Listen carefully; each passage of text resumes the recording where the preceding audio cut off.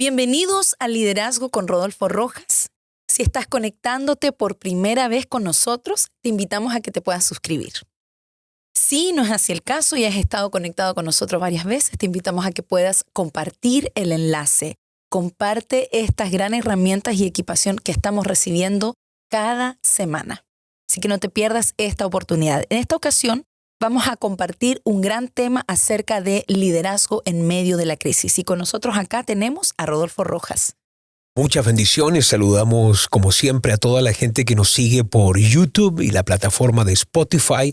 Siempre muy felices de ver toda la gente que nos sigue, toda la gente que nos hace preguntas y nos comenta, y me llena de profunda felicidad, especialmente Leslie, escuchar a tantos pastores que me dicen que estos podcasts nunca fueron a un instituto, nunca fueron a una escuela de liderazgo, nunca han ido a ciertos seminarios de equipamiento, pero me escribía alguien y me decía, esto para mí es una escuela y me siento con gente de mi ministerio a recibir todas las semanas, y bueno, comentarios como ese a mí me llenan de profunda felicidad. Muchas gracias. Tenemos muchas personas profundamente agradecidas por estos podcasts. Sí, y también animar a todas las personas que no solamente le pongan un like, deje su comentario y también envíe este enlace a sus grupos en Telegram, iMessage, póngalo en Facebook, a lo mejor a los grupos que tienen WhatsApp,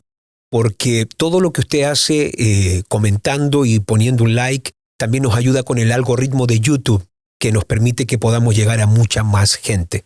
Así que siga conectado a todo lo que estamos haciendo, te va a ser muy pero muy bendecido. Así es, y bueno, y como el día de hoy vamos a tratar el tema del liderazgo en medio de la crisis, quería comenzar preguntándole por qué es tan importante saber liderar en un tiempo de crisis. Bueno, yo pienso que, número uno, la crisis es el salón de parto de un líder. La crisis es el lugar de donde se da a luz un líder. Por eso tú vas a ver que muchas de las personas que enfrentan la crisis, o mejor dicho, no enfrentan la crisis y huyen, están revelando lo que no son. Los verdaderos líderes, al ver una crisis, ellos tienen una óptica muy diferente al común de la gente. Ellos ven en la crisis algo llamado oportunidad. Quizás lo que voy a decir aquí al comienzo, uno esperaría de alguien como yo, que es un pastor, que a lo mejor ponga un ejemplo bíblico. Pero para mí la crisis es la cabina de teléfono de Superman.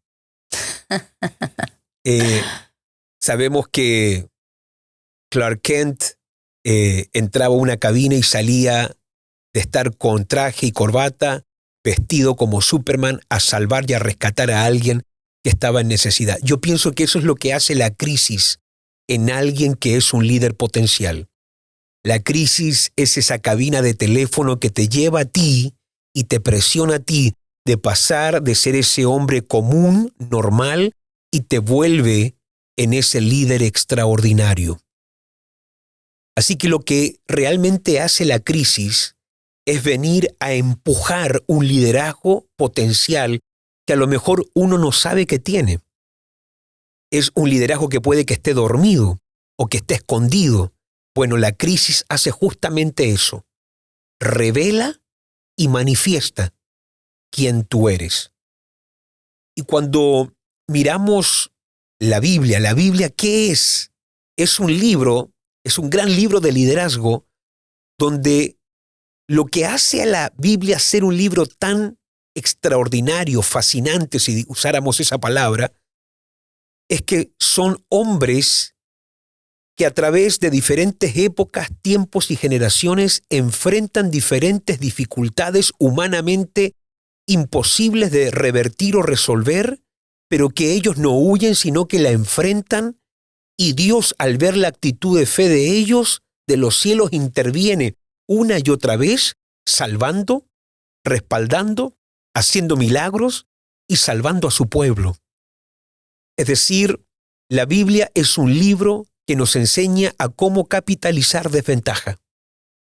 Todos los hombres de Dios en la Biblia, mira a Moisés, mira a David, el apóstol Pablo, está lleno la Biblia de ejemplos, de historias, de desventaja, pero cómo estos líderes juntamente con Dios pudieron revertirlo.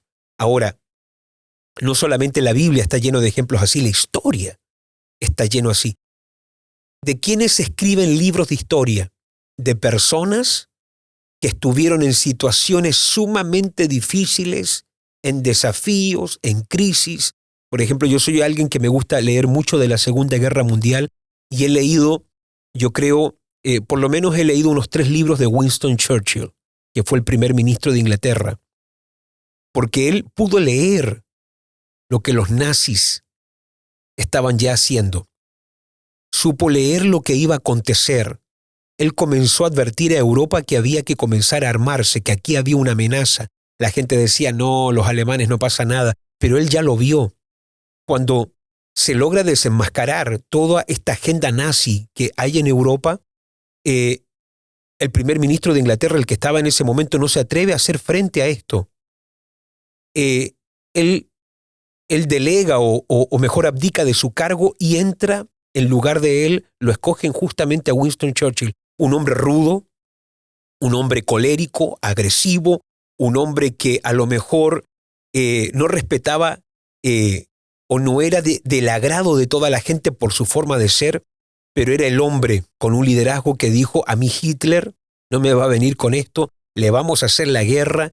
Y obviamente Winston Churchill viene a ser uno de los personajes más importantes durante la Segunda Guerra Mundial, porque es el tipo de líder que no se doblegó frente a una de las amenazas más grandes de la historia, frente a uno de los hombres más despiadados, como lo fue obviamente Hitler, que exterminó a millones de judíos y también fue responsable de la matanza de muchos millones de personas, pero por haber un hombre, por haber un líder que pudo ver esta amenaza y le hizo frente, Dios lo usó, obviamente, para que la historia fuera otra. Entonces realmente eso es lo que es para mí la Biblia. Es un libro que nos enseña a cómo saber tratar y por eso el libro más grande de inspiración es obviamente la palabra de Dios, porque es continuamente una crisis tras otra y me gusta la forma como tú ves a estos hombres de Dios enfrentando la crisis. Leí en estos días este famoso versículo que para mí es poderoso, cuando Pablo dice, porque esta leve tribulación momentánea. Fíjate esa actitud, porque esta, mira cómo la ve, leve tribulación y es momentánea. Él la ve como algo pequeño y sabe que es temporal. Pero mira lo que él ve en esa crisis. Producirá en nosotros un más excelente y eterno peso de gloria. Una persona común y corriente diría, esta tribulación me está matando, esto a mí me está destruyendo, esto va a acabar con todo, esto va a acabar con mi vida. Pero fíjate lo que hace un líder en tiempo de crisis. Logra rescatar que esta crisis que me está haciendo sufrir, esta crisis que de alguna forma me está agobiando, va a generar algo dentro de mí. Esto va a generar dentro de mí un más excelente y eterno peso de gloria. De manera que los líderes que sobresalieron en la Biblia son aquellos que entendieron que esta crisis que viene contra mí también va a desarrollar un carácter, también va a desarrollar una unción, un potencial y una gloria poderosa dentro de mí. Me gustaba en estos días, estaba leyendo uno de los salmos y decía David, aunque un ejército acampe alrededor de mí, yo estaré confiado. Es decir, cualquier persona común diría, si un ejército acampa alrededor mío, yo mejor me quito la vida porque me van a matar, mejor, no sé, hago otra cosa, pero él dice, yo voy a estar confiado, yo voy a dormir confiado, yo sé el Dios que pelea por mí. Es decir, son actitudes frente a la crisis que tú no lo ves en el común de las personas. Me gusta Moisés, un hombre de temperamento algo quizás flemático, melancólico, pero es empujado por Dios a ir a enfrentar al reino más poderoso del tiempo, al político con más autoridad y con el mayor armamento de la época, que era Faraón y Egipto, va en una desventaja total. Lo único que lleva es una vara y a su hermano, que le va a ayudar a hablar porque también Moisés es un poco tartamudo. Pero aquí va un hombre en una desventaja absoluta a enfrentar a uno de los gobernantes más poderosos, pero también más arrogantes, prepotentes de la historia, que obviamente no va a dejar que Israel salga, pero lo enfrenta, y finalmente tenemos una de las historias más gloriosas donde un mar se termina abriendo y todo un ejército termina sepultado porque hubo un líder que supo capitalizar y supo ver oportunidad en medio de la crisis. Y por eso yo creo que este tema es crucial para el tiempo que estamos viviendo, porque un líder siempre va a estar enfrentando algún tipo de crisis. Si no es personal, es familiar. Si no es familiar, es financiera. Si no es financiera, es en el liderazgo. Siempre va a haber algo, Leslie, que está ocurriendo, que es una crisis, pero que también, si uno la sabe ver bajo una óptica de liderazgo divina, uno sabe que toda crisis es leve, momentánea, y que va a producir en nosotros algo poderoso y nos va a ayudar a entrar en un nuevo nivel de oportunidad. Wow, poderoso, poderoso. A ver, vayamos acá a este tiempo moderno. Sí. Acabamos de cerrar, no sé si cerrar, pero creo que ya estamos cerrando un capítulo de una gran pandemia que afectó al mundo entero. Durante 2 años estuvimos bajo unas restricciones que no nos podíamos congregar. Fue una oposición terrible, la pandemia COVID-19. ¿Cómo fue su lectura cuando esto comenzó a desatarse en el mundo? Yo recuerdo que fuimos muy rápidos para leer esto. Yo no quiero sonar aquí como alguien, por favor, que leyó primero que otros. Yo no voy a usar eso. Yo no me voy a creer aquí más que nadie. Lo único que yo sé, que en el momento que esto ocurre, aquí está Leila también presente y los pastores lo pueden confirmar en IMC. Así es. Que esto, la primera semana, inmediatamente, yo hasta hice un audio que fue criticado por algunas personas de otros ministerios, de otras denominaciones, pero que después le dijeron, le pedimos perdón porque pensábamos que usted estaba siendo demasiado radical o se estaba yendo a un extremo, y realmente le criticamos, y hoy nos damos cuenta que todo lo que usted vio en ese audio se cumplió, es así como usted lo dice. De hecho, yo le dije a Leila, este virus no es solamente para atacar la salud de la gente, el cuerpo físico. Este es un virus, esta es una potestad inmunda que ha sido soltada porque tiene como fin perturbar, enfermar al cuerpo de Cristo.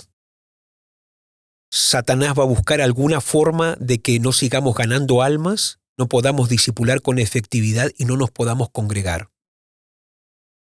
Dios lo está permitiendo. Obviamente Satanás no puede hacer nada a menos que Dios lo permita. Pero pudimos leer que esto era una agenda enemiga inmediatamente. Recuerdo que también le avisamos a toda la gente que nos rodeaba que los gobiernos iban a comenzar a legislar nuevas leyes, que mientras ellos vieran al mundo en pánico y en temor, iban a aprovechar esa ventana de oportunidad para poder pasar leyes que a lo mejor en otra ocasión no se hubiera podido, que detrás de los telones del mundo político y el mundo financiero se iba a comenzar a establecer un tipo no solamente de restricción de mascarillas. La mascarilla solamente era una de las formas en cómo nos iban a domar, sino que detrás de los telones había un espíritu de manipulación y control que iban a comenzar a dictaminar de forma mucho más profunda y severa cómo estábamos viviendo. Iban a empujar nuevas agendas. De hecho, yo le dije a la iglesia, a través de los devocionales que yo hacía en esos días, que para mí la mascarilla no era otra cosa que un acto profético del diablo. Un acto profético que decía, no hables de Cristo, no ores y tampoco prediques. Y yo, eso es lo que leí inmediatamente cuando vi la mascarilla. Era un acto profético pero satánico. Que no oráramos, que no profetizáramos y que no pudiéramos predicar. Entonces tuve algunas lecturas, inmediatamente yo reuní a los líderes locales como también los de Suecia y yo les dije, nosotros no vamos a frenar esto. Nosotros no vamos a parar como iglesia. Ok, no nos vamos a levantar contra el gobierno, no vamos a hacer algo ilegal, pero tampoco vamos a dejar que esto determine cómo nosotros vamos a operar como ministerio. Yo en esos días me metí en un ayuno y oración, le pedí al Señor que me diera una palabra. En esos días había un versículo que andaba circulando y me lo enviaban y está bien si Dios le habló eso a gente, pero a mí me chocó de una. Escóndete por un tiempo hasta que pase la ira, algo así decía el versículo, pero a mí algo me chocó. Yo le dije, Dios, esto es lo que gente me está enviando a mí, está en tu palabra, dime, ¿es esto lo que yo tengo que hacer? Y en ese ayuno Dios a mí me dio la palabra de Isaías capítulo 60. Levántate y resplandece porque ha venido tu luz. Porque aunque tinieblas cubran la tierra y oscuridad de las naciones, sobre ti amanecerá Jehová y sobre ti va a ser vista su gloria. Y ahí entendí, por una instrucción divina, que en este tiempo donde todos estaban hablando, cierren, escóndanse, no hagan nada, yo tenía que levantarme a resplandecer. Yo dije, muy bien, yo voy a empezar a hacer oraciones de madrugada, voy a enviar audios, vamos a buscar todas las formas para congregarnos. Si nos dicen que ahora esta es la restricción, bueno, nos vamos a adaptar. No importando, porque a veces una semana aquí en Suecia decían esto, la siguiente semana cambiaba a otra cosa, después la tercera semana cambiaba a otra cosa, y tuvimos que tener durante meses este espíritu de adaptación. Ya, ahora nos adaptamos así, ahora nos adaptamos de esta forma. Nos dejaban entrar 50 personas, recuerdo, podíamos ser máximo 50, de hecho, un verano tuvimos que tener 10 retiros para que pudieran venir todos los obreros. 10 retiros porque eran 50 personas, ok, nos íbamos a adaptar, pero en ningún momento permitimos el temor. Yo dije, nosotros como iglesia vamos a seguir adelante, yo dejo claro que esto es una agenda del enemigo y que nosotros por nada vamos a cerrar. Y vamos a seguir creciendo, le dije a los pastores, vamos a seguir discipulando y vamos a buscar las formas. Y recuerdo que, bueno, tuvimos que encontrar nuevas formas de congregarnos, pero dejamos claro que esto no iba a ser algo que a nosotros nos iba a llevar a cerrar el ministerio o a dejar de crecer. Claro, yo recuerdo ese tiempo muy claramente. Mi primera impresión fue de mucho temor, sinceramente. La primera vez que escucho esta noticia, que ya estaba como tomando control ya a nivel nacional, a nivel mundial, yo digo acá, se acabó el mundo, y yo con mi súper temperamento, yo dije aquí ya se acabó la iglesia, ¿no? Pero bendigo su vida, porque usted siempre bajo un espíritu de fe, bajo un espíritu de ir, de avanzar, y creo que su liderazgo en ese tiempo, a mí en lo personal, me redireccionó de una. Y yo creo que es importante esta actitud de poder adaptarse no solamente a este sistema, sino que uno tiene que saber escuchar la voz de una autoridad o del padre de la casa, porque si uno se adapta rápidamente a esa voz, inmediatamente se rompen los yugos que el sistema quiere ponerte. Entonces yo recuerdo muy vívidamente, estábamos acá en la oficina y cuando usted dice, no vamos a parar de congregarnos, no vamos a dejar, esto tiene que seguir, vamos a encontrar formas, vamos a encontrar maneras. Yo en mi cabeza tenía la escuela de reino, me acuerdo en mente, y yo decía, ¿y ahora cómo lo hacemos? ¿Cómo tenemos las escuelas? Porque ahora no podíamos estar que ni 4 personas en un lugar, era todo sumamente cerrado, así que comenzamos a ver las alternativas y me acuerdo que usted comienza a hablar y dentro de mí era un muro cayendo de temor, de miedo, de pánico, y eso comienza a caer en mi vida y pude ver con claridad, pero creo que fue para mí clave la voz suya como líder para yo poder también tomar esa postura como líder a mi vez para las redes, para la alabanza, para todo lo que es Escuela de Reino, todo el trabajo que uno está efectuando acá en la casa, en la iglesia.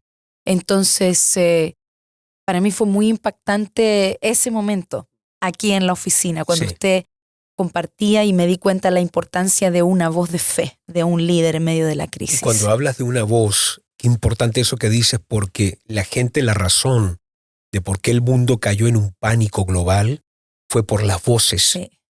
Porque los noticieros no era otra cosa. Hoy ha muerto tanta gente, Sí. hoy ha muerto tanta gente, y hoy creció y ahora está muriendo más gente. Y era un pánico, era un temor. La gente aquí en Suecia, si tú estornudabas, te miraban como que había llegado el diablo. Las personas andaban con pánico.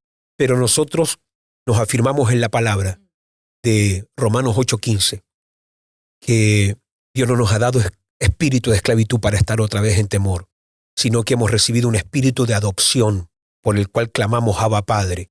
Y en ese tiempo nos afirmamos en la paternidad de Dios. Sabíamos que Dios estaba con nosotros, que el temor es un espíritu, el temor no es un sentimiento, el miedo no es una emoción, es una potestad que hay que enfrentar. Y la única forma que tú puedes enfrentar y vencer al temor es con fe. Es con fe. Tú tienes que tener una fe, una certeza en Dios, que no importando lo que está ocurriendo, tú como líder te tienes que levantar, y cuando todo el mundo esté diciendo huyan y pánico, tú tienes que poder leer qué es lo que Dios te dice a ti, porque puede ser que no hay que huir y puede ser que no hay que esconderse. Yo respeto cada líder. Yo respeto a cada persona como ha hecho las cosas. Yo quiero dejar claro, no he hecho nada ilegal para el que pueda estar pensando eso. Yo también fui responsable con lo de la salud, pero yo no permití el miedo un solo día. Yo no permití el miedo un solo día. Dije, Dios, ¿qué podemos hacer? Hicimos Santa Cena todos los días, todas las semanas como iglesia. Todas las semanas Santa Cena. Y para la gloria de Dios, tengo que decir, yo sé que murió mucha gente, pero yo tengo que también testificar para la gloria de mi Dios que nadie en nuestra casa IMC, en todo nuestro ministerio IMC, ni aquí, local, ni nacional, ni europeo, ni global, nadie murió. Es decir, vimos una protección para la gloria de nuestro Dios, pero en ningún momento aceptamos el temor como algo normal. Esto era algo que le íbamos a hacer guerra todos los días, nos estaba haciendo guerra a nosotros le íbamos a hacer la guerra de vuelta. De repente nos abrían, nos volvían a cerrar, nos dejaban ser 20, otros días 50, pero yo dije, no, vamos a seguir adelante, vamos a seguir ganando gente, porque esto no puede determinar la visión o el caminar y el avance del reino de Dios. Y, por ejemplo, en estos casos así, ¿qué errores cometen comúnmente los líderes en medio de las crisis? Yo creo que el primer error que se puede cometer es lo que acabamos de decir, escuchar una voz equivocada. Hay que ser rápido para determinar a quién yo voy a oír.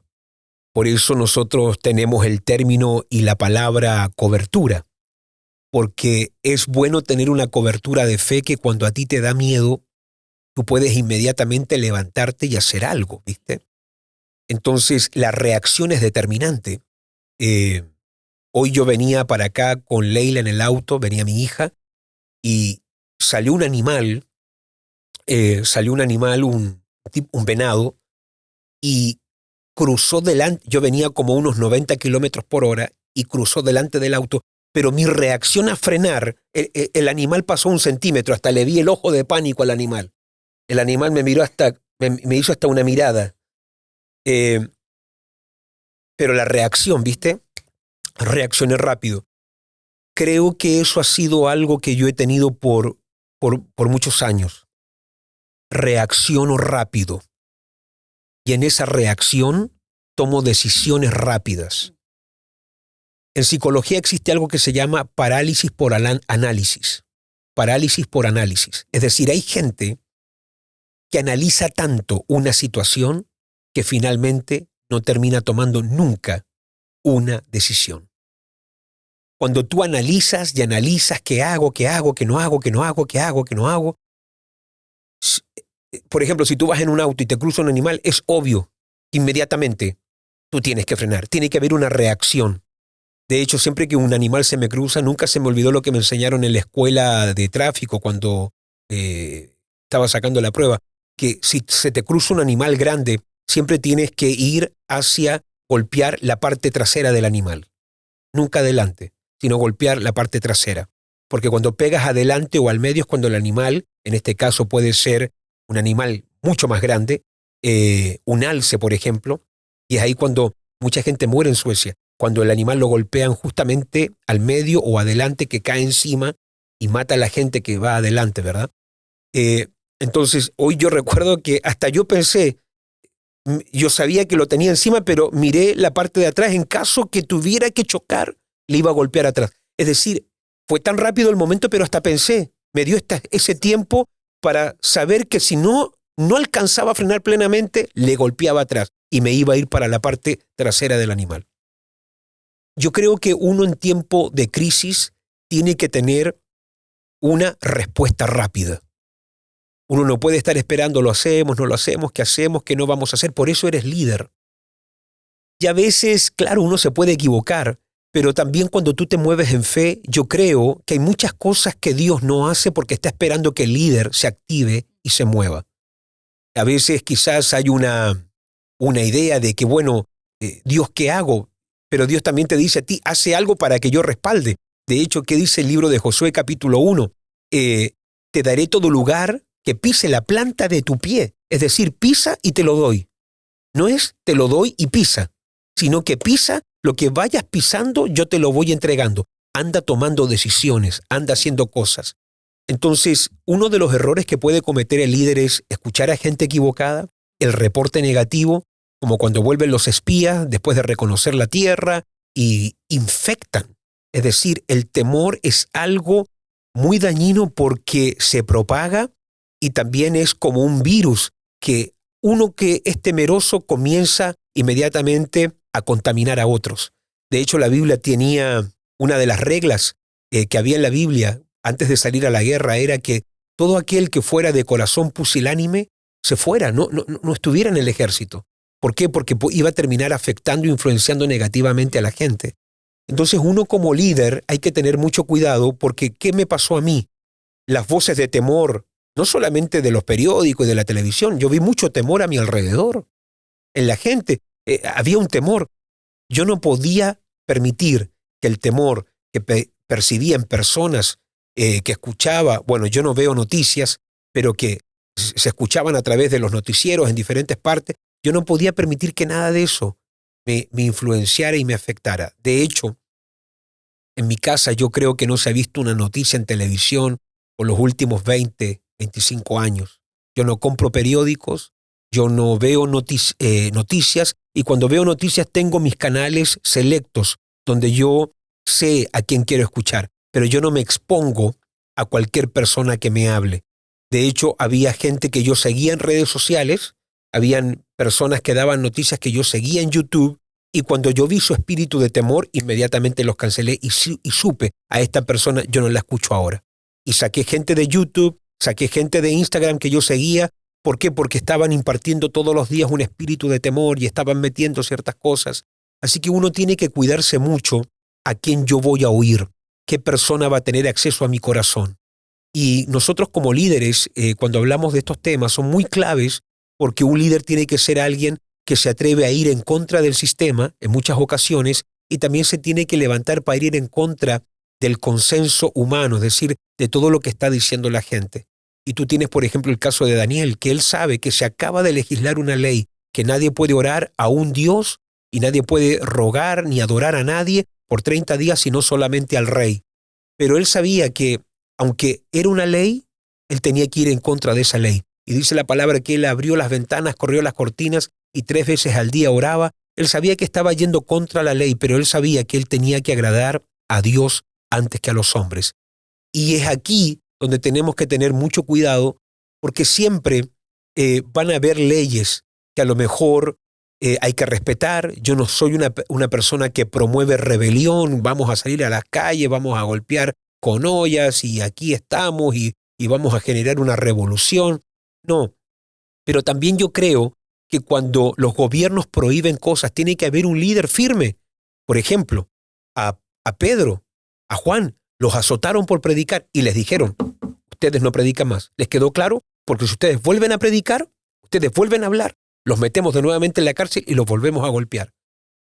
Y dice la palabra que ellos dijeron, no podemos obedecer a los hombres antes que a Dios. Los soltaron, ¿sabes lo que hicieron? Inmediatamente a predicar. Pero los acababan de amenazar, les acababan de hablar las autoridades, los políticos, los gobernantes, les acababan de dar una regla. Ellos podrían haber dicho, bueno, tenemos que someternos a la autoridad, a lo que está diciendo nuestro gobierno, a lo que dicen los fariseos, a lo que dicen nuestros gobernantes religiosos, tenemos que someternos porque a Dios no le gusta la rebelión. Pero ellos sabían, como apóstoles, hay un momento y hay cosas a las cuales no nos podemos someter. Aunque venga de Herodes, aunque venga de un fariseo, aunque sean los sacerdotes, el Señor nos dijo a nosotros, como apóstoles, me seréis testigos en Jerusalén, en Judea, en Samaria y hasta lo último de la tierra. Y vamos a hablar. Y aunque nos amenacen, aunque nos golpeen, vamos a ir en contra de la corriente política, nos vamos a levantar en contra de lo que están diciendo nuestros gobernantes, porque no podemos obedecer a los hombres antes que a Dios. Y ahí quedamos con algo, porque imagínate ahora, con todas las restricciones, las cosas nuevas que están ocurriendo, todo lo que venga por delante, imagínate salir una ley que dijera prohibido congregarse los domingos. Hay gente que tiene mentalidad de rebaño, ¿viste? La gente de mentalidad de rebaño, que hacia donde los políticos dicen, como el gobierno es una institución altísima, es como la autoridad del país, ya, si el gobierno dice, no se congreguen, ahí vamos como rebaño, no nos congregamos. Ahora dicen, no hagan esto otro, ahí vamos nosotros. Se necesita un liderazgo que pueda leer y decir al gobierno, esto está mal, esto no se hace. Recordemos que Juan el Bautista fue decapitado porque confrontó un pecado de un gobernante. Es decir, nosotros como líderes no estamos llamados a someternos a cualquier cosa. Jesús está predicando y le vienen y le dicen, Herodes te anda buscando y te va a matar, así que ándate de aquí. Y él dice, no, Señor, díganle a esa zorra que yo predico hoy y mañana y al tercer día acabo mi obra. Yo no me voy a ir porque Herodes me anda buscando para matarme. No. Así que díganle a esa zorra que aquí yo voy a estar haciendo la obra que mi padre me envió para hacer. Fíjate la actitud de un líder. Un líder no puede andar huyendo cuando el gobierno estornuda por algo. Un líder tiene que poder discernir los espíritus. Yo vuelvo a repetir, yo creo lo que dice Romanos capítulo 13. Sométanse toda autoridad porque no hay autoridad sino puesta por Dios. Yo creo eso. Yo entiendo eso. Pero hay una autoridad más elevada que es la de Dios. Y nosotros tenemos que discernir cuando Dios está determinando algo. Por ejemplo, hoy es legal un aborto. ¿Significa que eso es justo? No, eso es injusto delante de Dios. No todo lo que este gobierno, no todo lo que este sistema llama legal significa que es justo delante de Dios. Imagínate el ángel cuando le abre la puerta a Pedro en la cárcel. Imagínate, Pedro, no, yo no me voy. La autoridad me puso aquí. Pero vamos, Dios te está sacando. No, me tengo que someter a la autoridad. No, es decir, hay cosas a las que nosotros tenemos que discernir el espíritu. Y yo creo, Leslie, que tenemos que prepararnos mucho para lo que viene por delante. Porque lo que yo estoy discerniendo es que el capítulo 1 de esta pandemia acabó, pero hay otros capítulos agendados. Es decir, tenemos que prepararnos porque parece que estuvieran dando una pausa de respiro. ¿Ya? Percibo como que nos están dando una pausa porque ya hemos estado frente a uno de los experimentos sociales más grandes de la historia. Nunca ha habido una recolección tan grande de información como en estos 2 últimos años. Se estudiaron todos los hábitos, se estudiaron todas las conductas, se estudiaron todos los cambios. Ya se tiene la información de cómo controlar a un pueblo. Se estudiaron normas. Tenemos la recolección más grande de estadísticas de la historia. Hoy se puede controlar el mundo entero. La gente, podemos saber dónde alguien está por los teléfonos, sabemos lo que la gente está mirando. Es decir, todos saben que en estos 2 últimos años qué páginas tú entraste, cuáles fueron las páginas más visitadas, cuáles fueron las rutas que la gente tomó. Con el teléfono se puede saber qué ruta estás tomando, porque todo este mundo va escalando hacia un momento donde obviamente por la obra del diablo, por la obra de las tinieblas, estamos yendo y estamos escalando a un punto donde va a haber un control total del ser humano. ¿Dónde vas? ¿Qué haces? Porque eso es lo que anda buscando este sistema, el control absoluto de las personas. Por eso estamos entrando en un mundo cada vez más digital y el último gobierno que vamos a tener en el mundo va a ser una tecnocracia, porque se va a controlar nuestras vidas a través de todo lo electrónico. Por eso quieren hasta sacar los autos que usan gasolina, porque un auto que usa gasolina ya la persona no depende de electricidad ni de lo digital, pero todos los autos del futuro van a ser todos digitales, porque si el gobierno no quiere que tú te muevas a ninguna parte, perfecto, te apagamos el auto, listo, bajo una señal. Un auto con gasolina tú todavía lo puedes mover donde tú quieres, van a controlar movilidad. Y yo sé que gente que me está escuchando va a encontrar que es extremo, pero recuerde que vamos a llegar a un nivel y a un punto donde no vamos a poder comprar ni vender a menos que haya una cierta marca que va a ser obviamente digital. Ya Suecia es el país donde yo vivo, es el país con más personas que se han implantado el chip en la mano. No es una obligación, la gente lo hace para abrir puertas, para abrir su auto, para entrar en su casa. No es una obligación, pero aquí en Suecia hay una gran hambre por lo tecnológico. Suecia está siendo el conejo de experimento en lo que respecta a lo tecnológico, pero estamos yendo hacia ese mundo. En tiempos así se va a necesitar líderes que puedan levantarse, líderes que no tengan miedo ni a darse por Cristo, ni a dar algo por el Señor, ni a morir por Jesús. Tenemos que tener una fe en este tiempo que sea visible, tenemos que ser valientes, el reino de los cielos sufre violencia y los violentos son los que lo arrebatan. Es decir, este no va a ser un tiempo para gente pusilánime, no es un tiempo para líderes cobardes. En el mundo vamos a necesitar hoy pastores como pastoras, apóstoles como profetas, evangelistas, personas, hombres de Dios, que se levanten con un espíritu de fe, que puedan discernir el espíritu de la época y decirle a los gobernantes, esto no está bien, esto dice la palabra de Dios, esto se está abusando, esto dice Dios. Y con fe poder decir y mostrar y modelar a la iglesia y al resto de los creyentes que nosotros sabemos en el Dios en el que hemos creído. Entonces tenemos que tener en estos últimos días, en este último tiempo, porque yo estoy viendo que estamos acercándonos al fin, pero a pasos agigantados. Yo creo que ya estamos en los descuentos finales, pero necesitamos en este tiempo mostrar un liderazgo potente y de valor en medio de la adversidad. ¿Y qué consejo le daría usted, por ejemplo, a los líderes? ¿Cómo uno puede prepararse? ¿Cómo puede uno prepararse ante la crisis? Número uno, hay que aceptar que la crisis, lo que lo vuelve en crisis es que es una situación crítica por ser inesperado. La crisis tiene esa cualidad. Es un visitante inesperado y no deseado que vino a verte. Eso es crisis. Entonces, no estábamos, parece, preparados para esto. Sí, en parte no, pero en parte sí. ¿Por qué digo en parte sí? Porque yo percibo que a mí esto que acabamos de vivir no me mató, no apagó mi liderazgo. Todo lo contrario, me vino un celo más grande por Dios. Me metí más en oración. Y este desafío lo que me hizo a mí por lo menos fue encender más la llama. Yo no me escondí un solo día. Yo no permití el temor un solo día. Es decir, todo lo contrario, como que me vino un celo más grande de que tenemos que hacer algo, no podemos permitir cosas.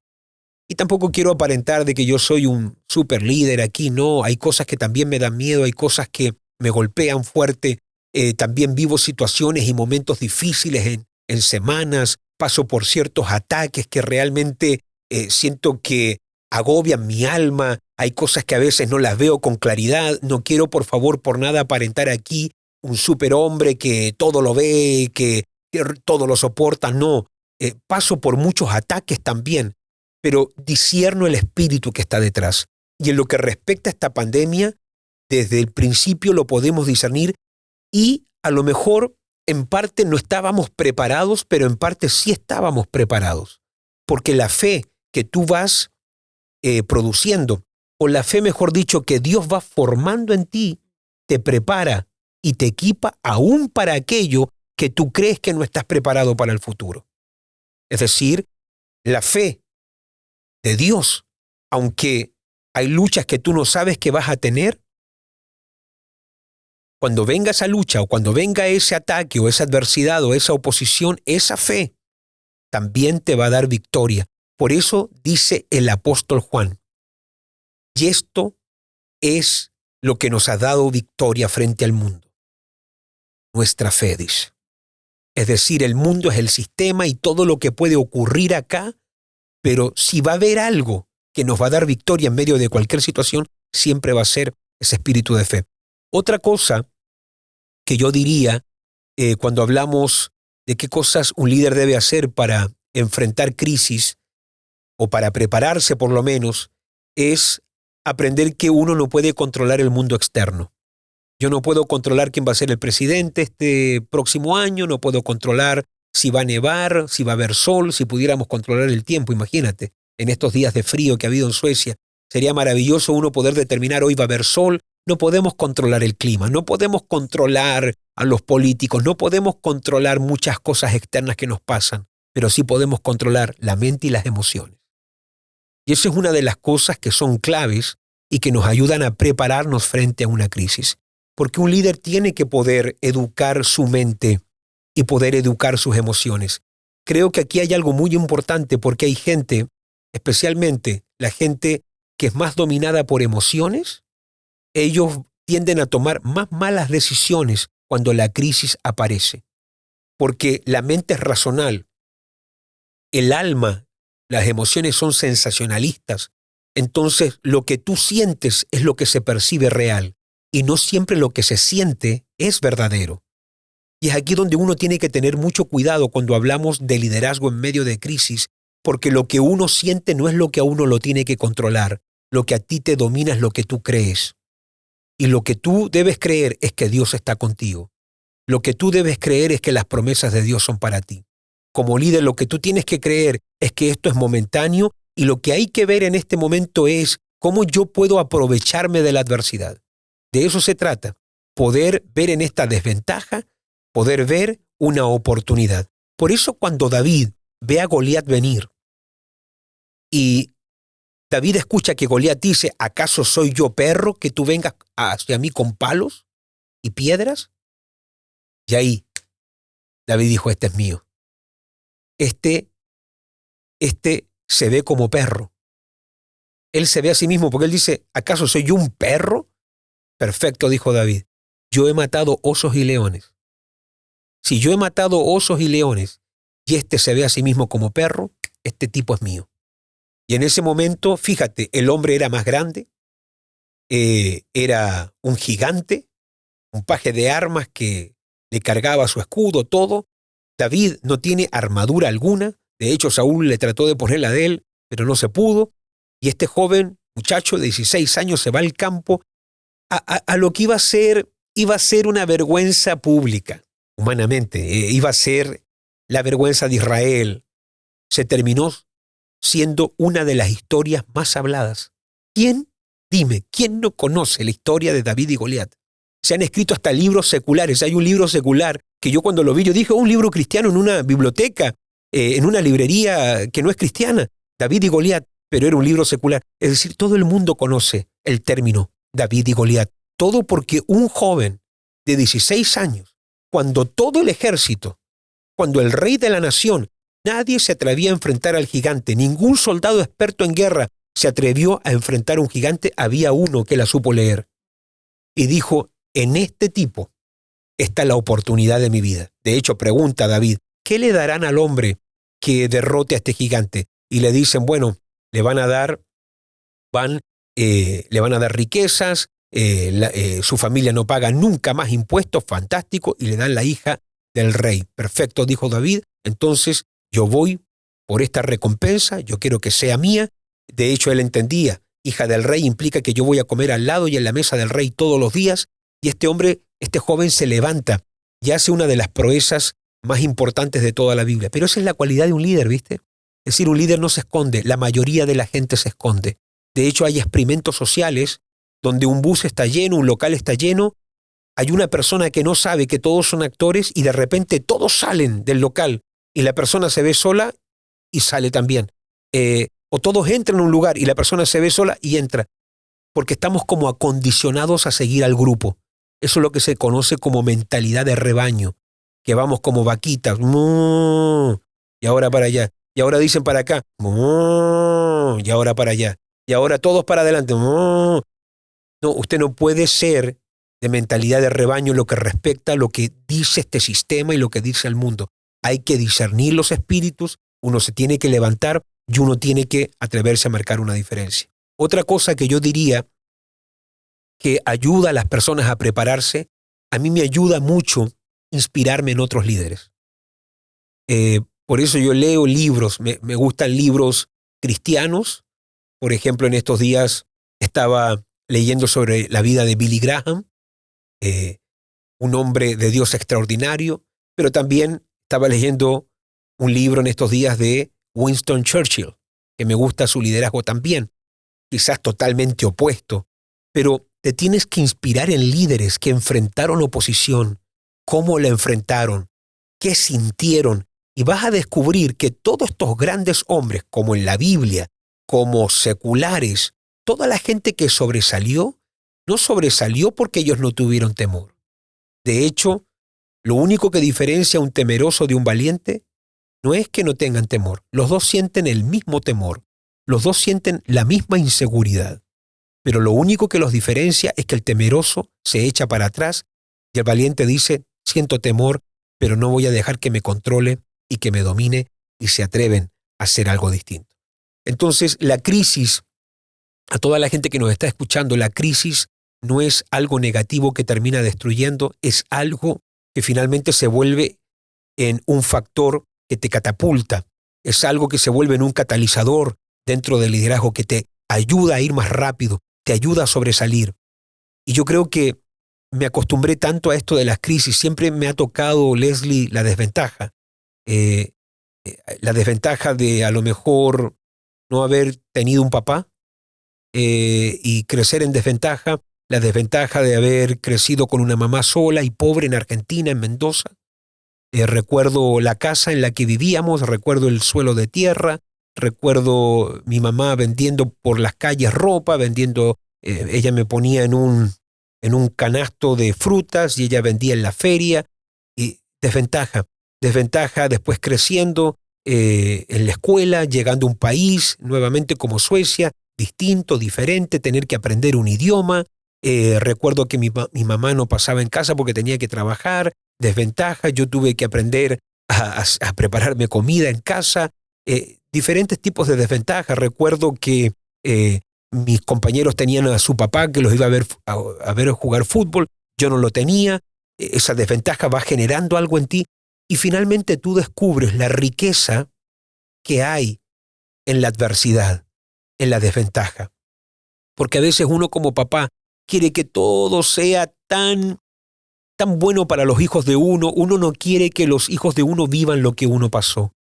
Y yo creo que eso está bien. Yo en estos días hablaba con mis hijos, yo les decía, obviamente que yo no quiero que ustedes pasen cosas que yo tuve que vivir, pero también ustedes necesitan experimentar. Es necesario experimentar desafíos, ataques, dolores.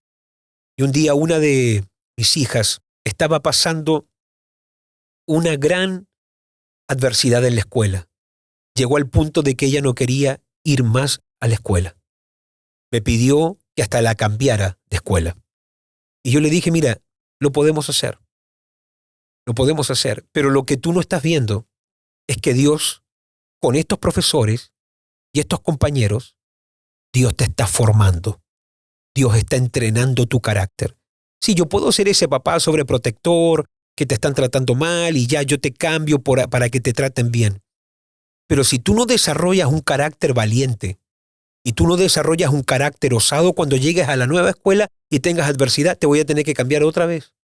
Y te cambio otra vez y cuando llegues a una escuela porque hay adversidad, te tratan mal, se burlan de ti, te voy a tener que cambiar a otra parte.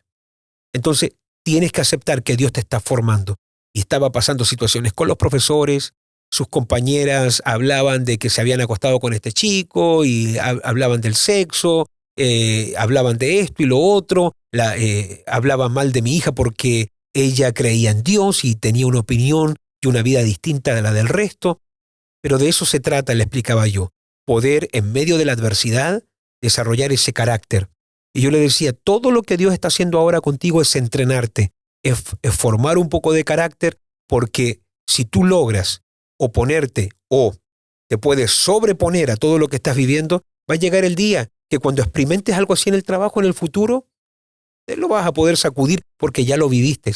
Pero si vives huyendo, si huyes una vez, vas a tener que huir el resto de tu vida. Eso es algo que yo le digo a mis hijos. Si uno huye una vez, uno va a tener que empezar a huir el resto de la vida de todas las cosas. Y por eso uno como líder es líder, no porque uno sabe más que otros. Uno tiene que aprender a ser más osado que el resto. Y en todo lo que hemos hecho aquí en IMC ha habido desventaja. Cuando hemos tenido que comprar propiedades o ha habido que a lo mejor reunir finanzas, no están las finanzas, pero le creemos a Dios, y después que le creemos a Dios, vemos y comenzamos a ser testigos del respaldo. Y eso ha sido una y otra vez, y en estos días nos pusimos nuevamente frente a un desafío que nos va a costar muchísimo dinero, pero le creemos a Dios. Ese ha sido nuestro estilo de vida, eso ha sido nuestra cultura como liderazgo, y eso es lo que hemos querido modelarle también a todos los pastores que estamos levantando, que hemos formado, que nunca uno tiene que doblarse frente a una crisis. Uno dobla rodillas delante de Dios, pero nunca delante de una crisis. Así que es eso lo que yo le dejaría a cualquier persona que nos está mirando. Creo que eso serían mis palabras finales para todo líder, todo apóstol, todo pastor, todo obrero y discípulo que nos mire, que sepa que solamente Dios permite la crisis para que usted pueda manifestar el líder y despertar ese liderazgo que está escondido o dormido en usted. Poderoso, poderoso. Tenemos seguramente muchos líderes que están en estos momentos escuchando este mensaje. Les pedimos, por favor, háganos saber sus testimonios, queremos escucharles. Si tienen preguntas sobre lo que hemos compartido o quieren sencillamente dar gracias, hacernos saber. Queremos saber qué es lo que está recibiendo, cómo le estamos impartiendo acá a Rodolfo Rojas. Todos los consejos que hemos estado recibiendo de parte de él han sido muy poderosos, así que no deje de escribirnos, no deje de hacernos saber y comente aquí abajo. Queremos conocerle de dónde nos está escribiendo también. Estaremos felices de poder servirles. También les recordamos a toda la comunidad de las redes sociales que se puedan inscribir y apenas lleguemos a los 10,000 suscriptores en nuestro canal Rodolfo Rojas Podcast. Vamos a escoger 3 personas que hayan comentado y compartido todos los podcasts. Vamos a escoger a 3 personas y regalarles la trilogía de liderazgo, que son 3 libros, que son El despertar de los valientes, Levántate y resplandece y Generación de conquista. Queremos que usted adquiera estos libros que van a ser de gran edificación para su vida. Así que no te pierdas el próximo capítulo en Liderazgo con Rodolfo Rojas, un canal de donde extraerás una universidad de conocimiento y revelación para ser un líder insigne en este tercer milenio.